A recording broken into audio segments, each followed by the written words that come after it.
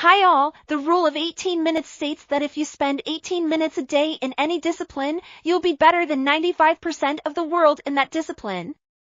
Let's see how it can be done with a TED Talk.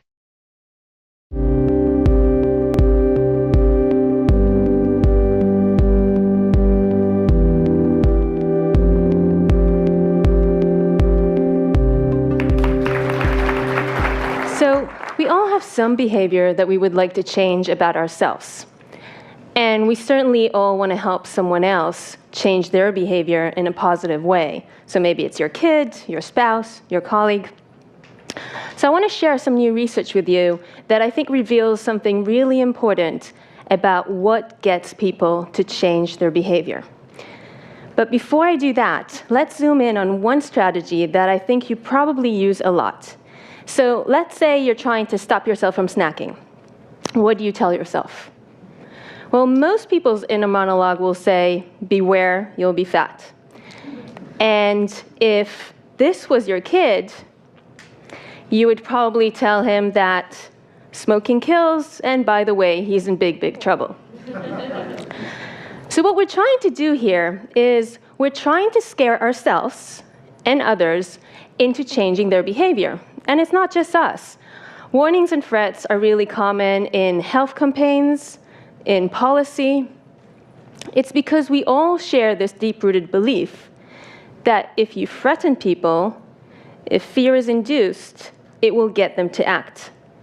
And it seems like a really reasonable assumption, except for the fact that the science shows that warnings have very limited impact on behavior. So, graphic images on cigarette packets, for example, do not deter smokers from smoking. And one study found that after looking at those images, quitting actually became a lower priority for smokers. So I'm not saying that warnings and threats never work, but what I'm saying is that on average, they seem to have a very limited impact, and so the question is why? Why are we resistant to warnings? Well, if you think about animals, when you induce fear in an animal, the most common response you will see is freezing or fleeing. Fighting, not as much. And so humans are the same. So something scares us, we tend to shut down, and we try to eliminate the negative feelings. So we might use rationalization. So for example, you might tell yourself, my grandpa smoked, he lived to be 90, so I have really good genes and absolutely nothing to worry about. And this process can actually make you feel more resilient than you did before, which is why warnings sometimes have this boomerang effect. And other times, we simply put our head in the ground. Thank you. Good afternoon. I'm so excited to be here. I actually film all my shows here at the Orange County Performing Arts Center. So, innovation is a brain function. It is dependent on the physical health of your brain. So did you know, obviously, your brain's involved in everything you do. How you think, how you feel, how you act, how you get along with other people. At the Amen Clinics, we've looked at over 63,000 brain scans over the last 20 years, and it is very clear to me that your brain is the organ of judgment, personality, character, and innovation. And when your brain works right, you work right. And when your brain is troubled, you are much more likely to have trouble in your life. So what you see on the screen are two brain SPECT scans. SPECT is the study that we do in our clinic. It's a very sophisticated brain imaging study that looks at blood flow and activity patterns. It looks at how your brain works. And it basically shows us three things: areas of the brain that work well, areas of the brain that are low in activity, and areas of the brain that are high in activity. So good activity, too little or too much, and then our job becomes balancing it. The image on your left is a healthy scan. It shows full, even, symmetrical activity. The color doesn't mean anything, it's the shape. The image on the right is an alcoholic scan. Alcohol is directly toxic to brain function. I know many of you believe you have to have your 2 glasses of red wine a day because it's good for your heart. It's not good for your brain. with a healthy brain. It's very clear to me. You're happier, healthier, wealthier, you're wiser, you're more creative, more innovative. When your brain is not healthy, for whatever reason, you had a brain injury, you have a terrible diet, you live in a toxic environment, you're sadder, sicker, poorer, not as smart, you're more rigid, and you're inflexible, which is the opposite of innovation. I've said this tens of thousands of times, and it always blows me away. Your brain is the most complicated organ in the universe. There is nothing as complex as the human brain. Nothing. It's estimated we have 100 billion nerve cells, and each nerve cell is connected to other nerve cells, not in a one-to-one connection, but up to 10,000 individual connections between cells.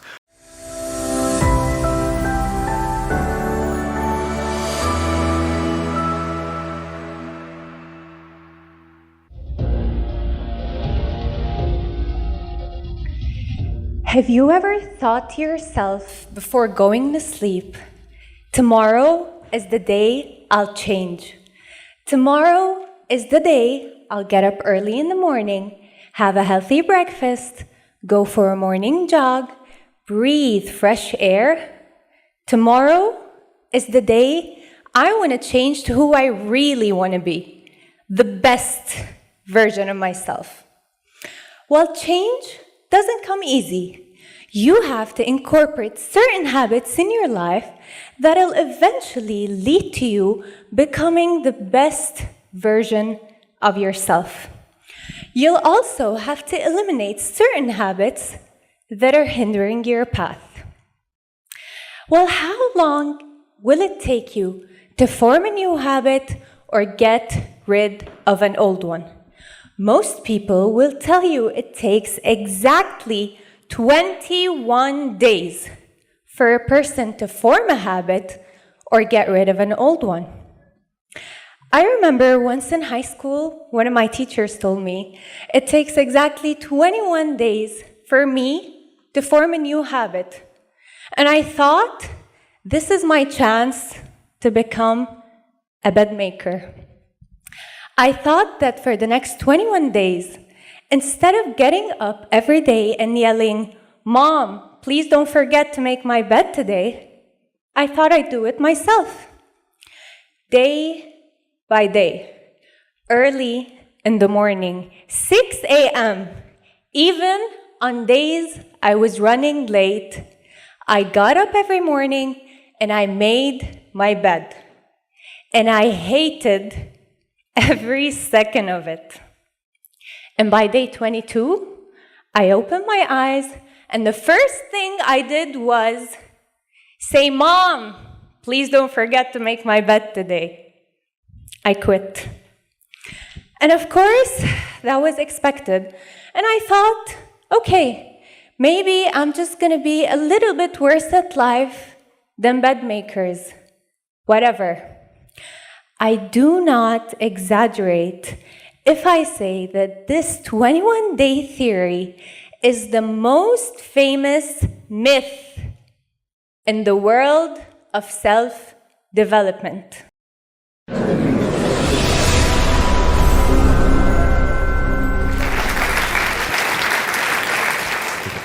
So what if I told you that there was an exercise that was so powerful that it could change the pH of your blood? It could make it more acid or more alkaline in minutes.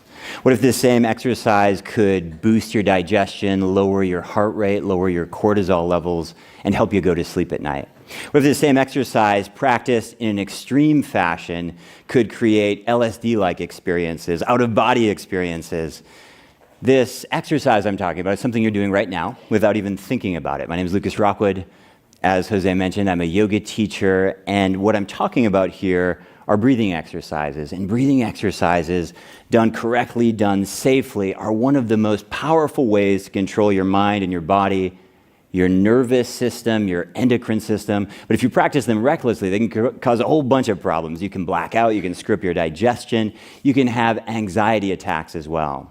Now, breathing for most of us is something that's just totally automatic. In fact, it's controlled by our autonomic nervous system. It happens all by itself. For example, you're crossing the street and a car swerves into your crosswalk and almost hits you. My question to you is, what do? Do you inhale or do you exhale? You inhale. You cover your heart, you cover your crotch, and you get out of the way, right? Fight or flight. It's a sympathetic nervous system response. Now, many people, in fact, many of you, are breathing this way, as if you're about to be hit by a car, all day long. Now, imagine what that does to your mind and your body and your life. Now, on the other side of the spectrum, let's imagine that you're out on a romantic date with that special someone, and after dinner, she leans over and whispers those 3 magic words. She says, "I love you," right? What do? Do you inhale or do you exhale? You exhale. You open your heart, you open your crotch, you fall in love, right? Parasympathetic nervous system response. Now, here's the sad thing. Many people, in fact, many of you in this room, you haven't felt that, you haven't breathed that way in a really, really long time. Imagine what that does to your mind and your body and your life. Just as a little side note here, if the last time you fell in love, you inhaled and covered your heart, I have some bad news for you, my friend. Run, right? I'm sharing with you these examples tonight because it's important that you realize you already understand the autonomic part, the automatic part, right? Inhale fear, exhale love, inhale excited, exhale peace. You understand that part. What you probably don't understand is you can override that part, meaning you can take control over your nervous system, and that's what I'd like to share with you this evening with 3 simple concepts: water, whiskey, and coffee. Water breathing, whiskey breathing, and coffee breathing.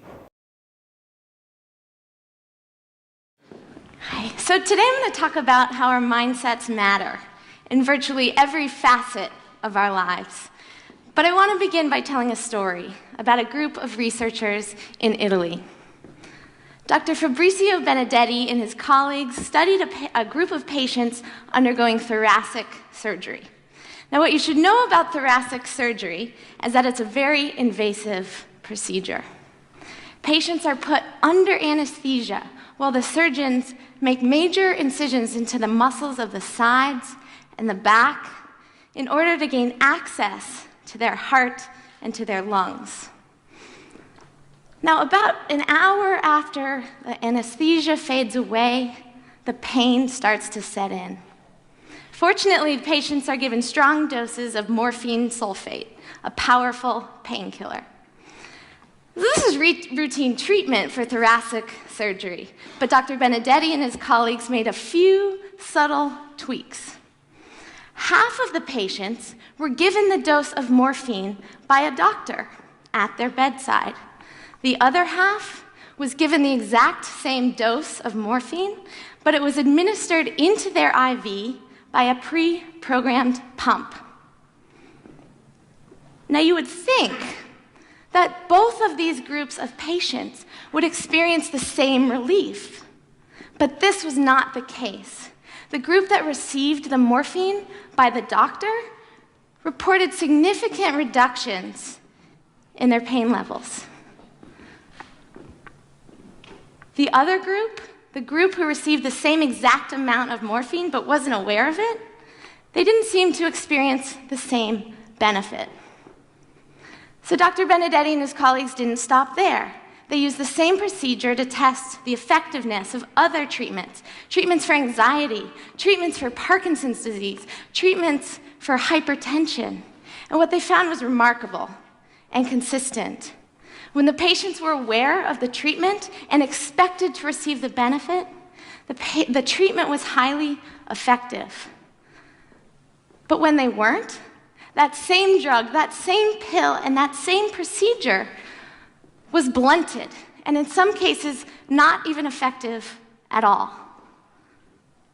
So I read about these studies when I was a student at Harvard University, and at the time I was heavily immersed into the literature on the placebo effect. And the more I read, the more I started thinking about the true nature of placebos. So what is the placebo effect really?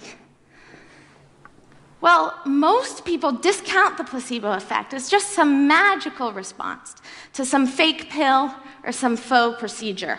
But that's not what the placebo effect is. The placebo effect is not about the faux pill or the sugar pill or the fake procedure.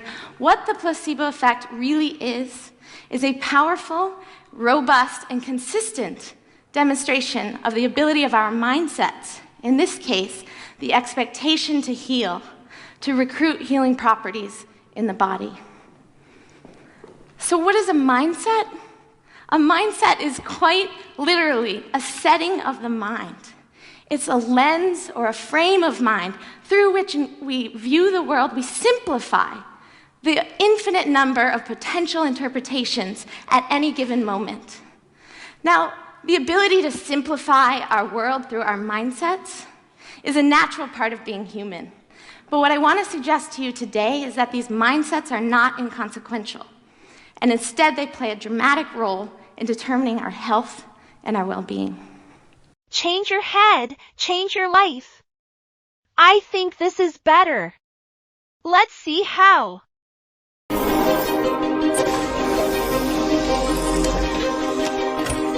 Introducing Brain Bridge, the world's first revolutionary concept for a head transplant machine, which uses state-of-the-art robotics and artificial intelligence to conduct complete head and face transplantation procedures, ensuring smooth outcomes and faster recoveries.